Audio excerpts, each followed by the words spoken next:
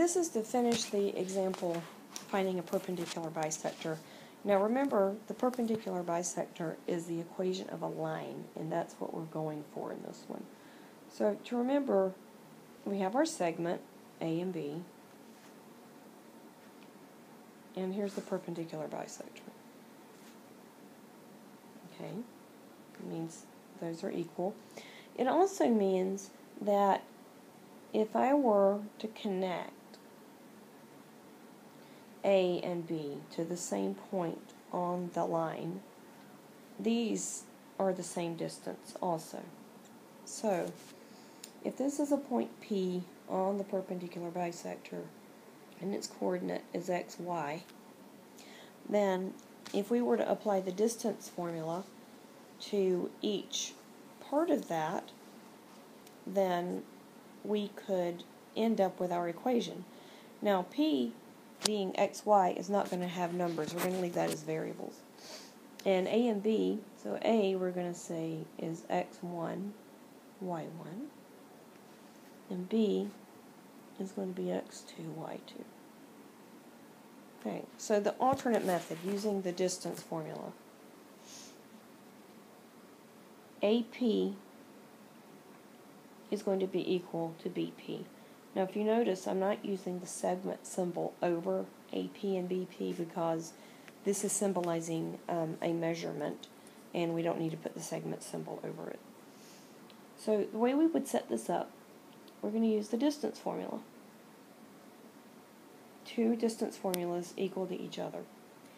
So we would put in the point on the bisector first, x1 minus y, x1, and square that, and y minus y1 and square that, and those two are going to, that measurement is going to be equal to the distance on the other side using x2, y2.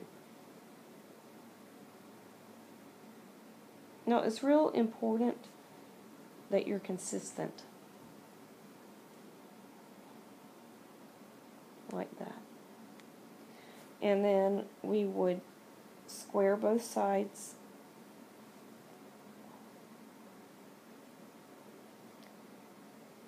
collect like terms,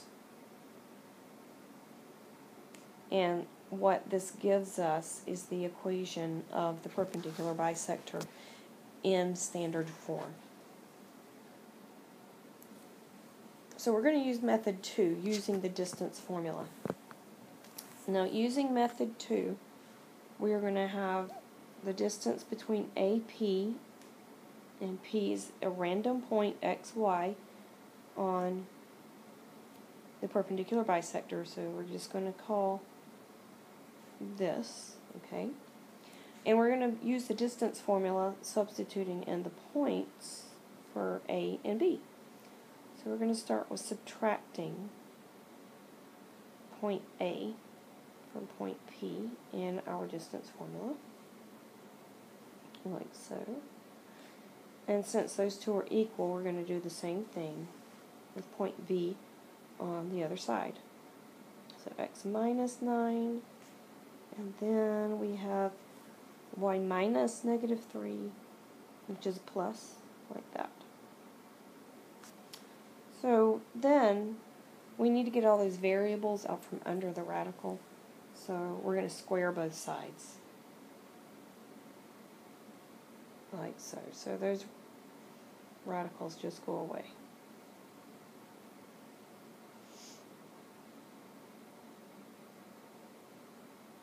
Like so.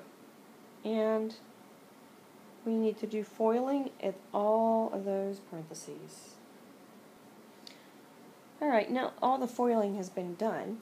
We need to start collecting like terms, but let's take a look at all of our squared terms. We have x squared here and x squared here. So if we subtract x squared on both sides, no more x squared. And let's look at the y. Let's fix this and make that look like a y right there. Let's look at the y squared. If we subtract y squared from y squared, those go away too. So the squareds are gone. Now what we're going to do is collect like terms. So on each side, we need to add the numbers together. So 9 and 25 added is 34. And negative 18x plus 6y. And we're going to add our 81 and 9, and that gives me 90. So I would like to get my variables on one side and my numbers on the other side. I like my x to be positive. So we're going to add 18x to both sides. We're going to subtract 6y on both sides.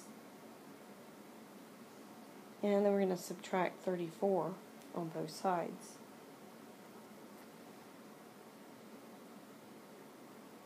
And what this gives us is 12x minus 16y is equal to 56.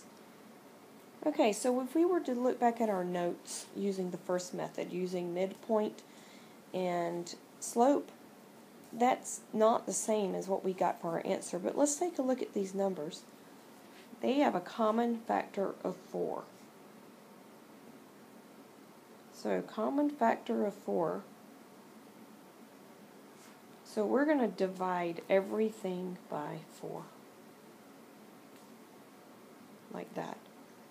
So that gives me 3x minus 4y is equal to 14. And that is exactly what we got with the first method.